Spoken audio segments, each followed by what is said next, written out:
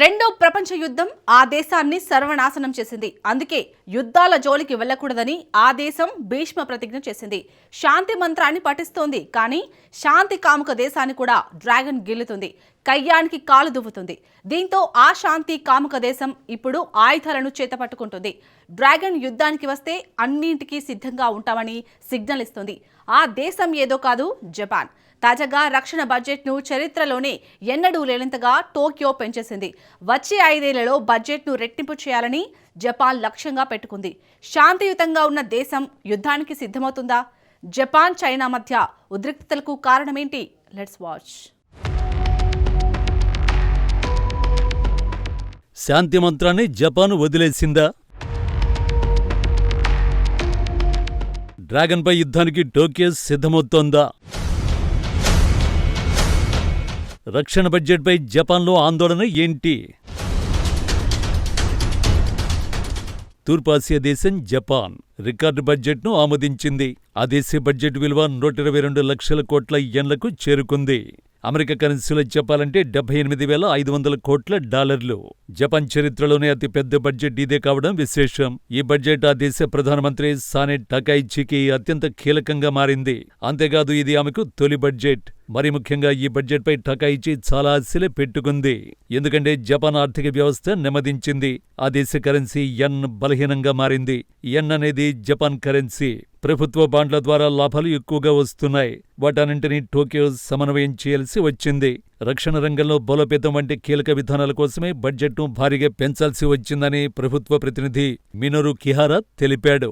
అందుకు అవసరమైన ఆర్థిక వనరులను ప్రభుత్వం పెంచుతున్నట్టు వివరించాడు. పర్యావరణ మార్పులు, సెమీకండక్టర్ల వంటి రంగాల్లో బహుళ వార్షిక ప్రణాళికలపై ప్రభుత్వం పనిచేస్తున్నట్టు కిహారా స్పష్టం చేశాడు. అందులో భాగంగానే ప్రారంభ బడ్జెట్ను 1,00,000 కోట్ల యెన్లకు పెంచినట్టు కిహారా వెల్లడించాడు.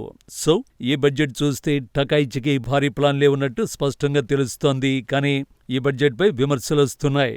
ఎందుకంటే బడ్జెట్ను పెంచడంతో జపాన్ అప్పుల ఊబిలో కూరుకుపోయే ప్రమాదం ఉందన్న భయాందోళనలు వ్యక్తమవుతున్నాయి. ఆ దేశ ఆర్థిక వ్యవస్థతో పోలిస్తే ఆ దేశానికి అప్పులే అధికంగా ఉన్నాయి.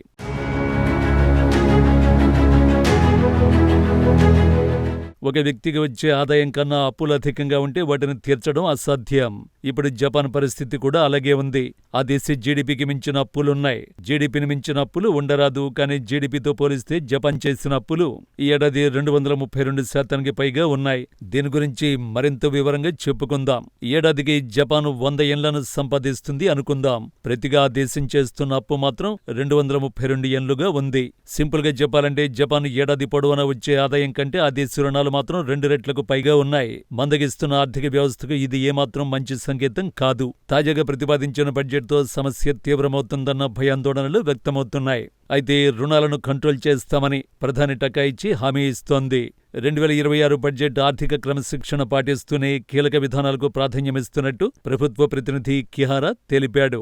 ఆందోళనలు పక్కన పెడితే బడ్జెట్లో రక్షణకు భారీగా కేటాయింపులు చేయడం ఇప్పుడు చర్చనీయాంశంగా మారింది. ఎందుకంటే గతంలో ఎన్నడూ లేనంతగా జపాన్ రక్షణ బడ్జెట్ను రికార్డు స్థాయిలో పెంచేసింది. ఈ రక్షణ బడ్జెట్ విలువ $5,800 కోట్ల.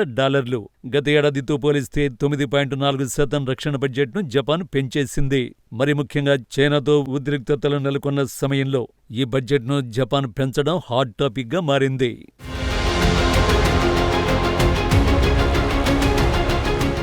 జపాన్ రక్షణ బడ్జెట్ను తాత్కాలికంగా భారీగా పెంచిందనుకుంటే పొరపాటే. వచ్చే 5 ఏళ్లలో రక్షణ కేటాయింపులను రెట్టింపు చేయాలని ఆ దేశం లక్ష్యంగా పెట్టుకుంది. అంతేకాదు, జీడీపీలో 2% బడ్జెట్ను రక్షణకు కేటాయించాలని నిర్ణయించింది.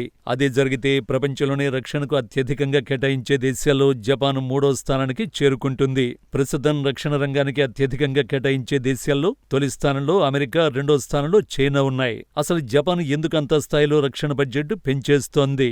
రక్షణ బడ్జెట్ పెంచడానికి చైనాని కారణమా? అయితే ముందు బడ్జెట్లో ఏముందో చూడాలి. రక్షణ బడ్జెట్ను 3 లేయర్లుగా చూడాల్సి ఉంటుంది.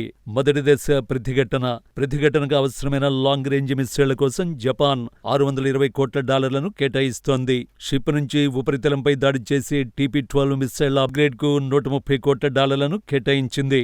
1000 కిలోమీటర్ల దూరంలోని టార్గెట్ను TP-12 మిస్సైళ్లు తుక్కు చేస్తాయి. 1000 కిలోమీటర్ల పరిధిలో చైనాలోని చాలా భూభాగాలు ఉన్నాయి. కానీ ప్రతిఘటనకు మాత్రమే ఈ మిస్సైళ్లను అప్గ్రేడ్ చేస్తున్నట్టు జపాన్ వాదిస్తోంది. ఇక రెండో మూడో లేయర్ తీర ప్రాంత రక్షణ. జపాన్కు మొత్తం 29,751 కిలోమీటర్ల తీర ప్రాంతం ఉంది. అంతేకాదు జపాన్ పరిధిలో వేల దీవులున్నాయి. ముఖ్యంగా జపాన్లో వృద్ధుల సంఖ్య పెరుగుతోంది. దీంతో శక్తివంతమైన సైన్యాన్ని ఏర్పాటు చేయడం ఆ దేశానికి కష్టం.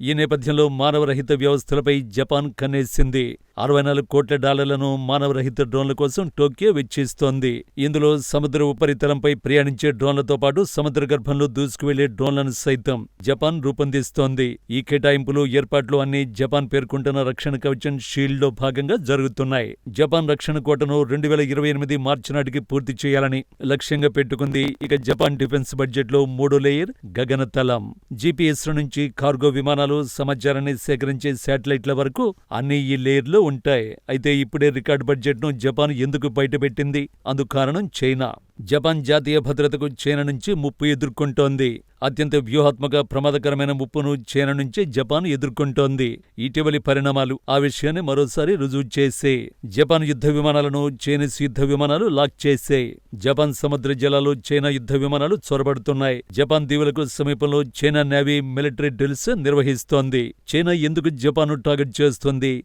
అంటే అందుకు కారణం జపాన్ ప్రధాని టకాయిచి చేసిన ఒకే ఒక్క ప్రకటన. తైవాన్పై చైనా దాడికి దిగితే జపాన్ మిలిటరీ యాక్షన్ చేపడుతుందని టకాయిచి తెలిపింది. ఈ ప్రకటన బీజింగ్ను కలవరానికి గురిచేసింది.